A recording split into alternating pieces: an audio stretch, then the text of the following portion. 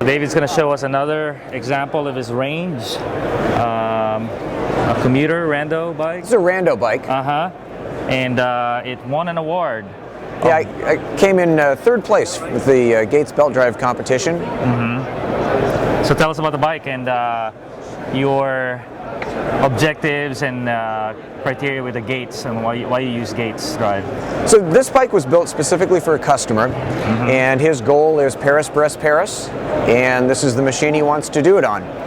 And ends up being kind of all the bells and whistles you could ever ask for as far as how the bike is put together. We opted for the Gates drive on this particular bike because the customer wanted the lack of maintenance and the cleanness that you get with that particular drive. I've been building a lot of belt drive bikes, so I definitely have the ability to do it. Technology is available. And it's nice to be able to work with a customer that's as enthusiastic as Bill was putting this bike together. We kind of went with, like I said, every bell and whistle you could ever ask for on it, starting with the belt drive system. It's a new center track, which I've had really good luck with. The belt stays on using a ridge in the very center cut into the belt. Very simple.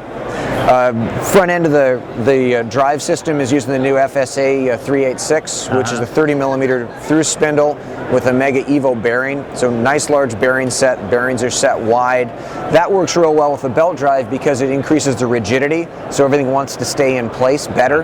Makes a big difference in how that feature works. Ended up with a roll-off 14-speed hub. Once again, just about low maintenance, simplicity, plus a wide range. Works well for the application of the Rando. Bill wanted to go with hydraulic disc brakes on it. Hydraulic. And there weren't a whole heck of a lot of options out there. The guys at TRP were really generous to help us out with a Parabox. And set us up with a set of custom anodized red levers to match his hubs. Nice little feature. To work with Bill's lighting system, we went with a Schmidt hub on the front of that. It's got a generator hub. It's got a generator hub, and what's unique about this system is it actually is a battery light system that Brian England with Light On hooked up for us. Yes, I know Brian. And the way that the system works is it's got a small battery pack inside the front bag, the Loyal Designs bag, and that is having a constant trickle charge off of the hub. But the lights themselves are actually run off the batteries. Makes it so that it's more stable as far as the charging feature and as far as the light output. And with the setup that Brian's made for us, it'll run 10 hours putting out 200 lumens with just the battery without any backup charging at all. Pretty amazing technology. The guys really got it nailed. One of the features that Bill likes to do when he's riding is he likes to use the navigation on his iPhone. So we set him up with a iPhone mount right on the very top of the stem, right next to his bell. Everyone's got to have a bell. And then we're using Supernova's plug, which is a USB charger that will allow Bill to plug that directly in, and that will charge as he's riding. So anyone that's used an iPhone knows that when you're out of the city, it takes a ton of energy to run the mapping function.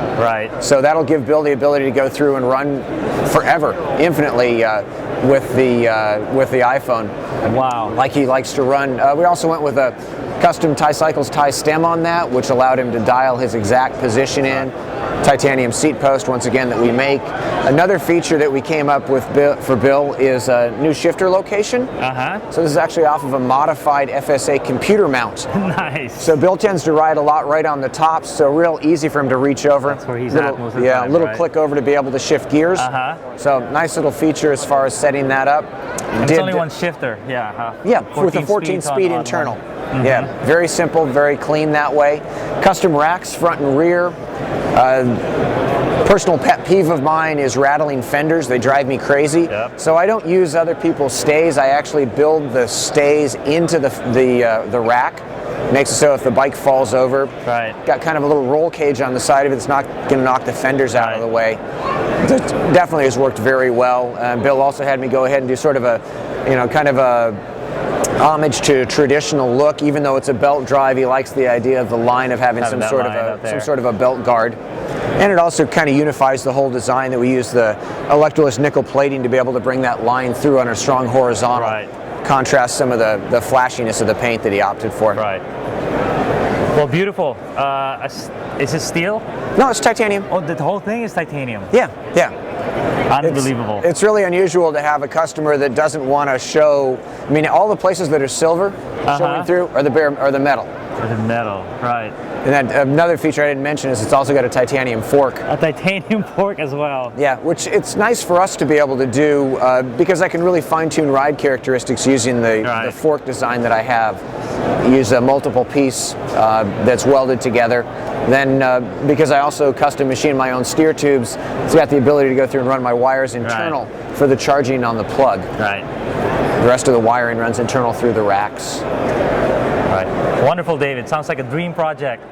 Thank you. The customer will be happy. It was a pleasure to do. And thanks for letting me talk to you about it.